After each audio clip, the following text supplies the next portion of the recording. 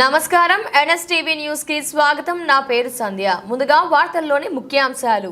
ఎన్నికల్లో ఇచ్చిన హామీని నెరవేర్చకుండా కాలయాపన చేస్తున్న కాంగ్రెస్ సర్కార్కు రైతుల ఉసురు తగులుతుందని ఎమ్మెల్యే పవార్ రామారావు పటేల్ అన్నారు. మంగళవారం హైదరాబాద్ లో అసెంబ్లీ ఆవరణలో బీజేపీ ఎమ్మెల్యేలు ఎమ్మెల్సీలతో కలిసి నిరసన తెలిపిన సందర్భంగా ఆయన మాట్లాడారు. సంపూర్ణ రుణమాఫీ చేయడంతో పాటు రైతు భరోసా నిధులను తక్షణమే విడుదల చేయాలని డిమాండ్ చేశారు.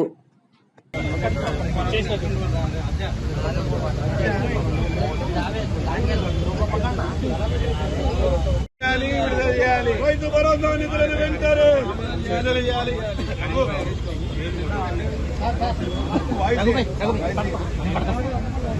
మైకులన్నీ వెంటనే బడ్జెట్ అయినా కూడా ఇంతవరకు ప్రభుత్వం ఎటువంటి స్పందన లేదు.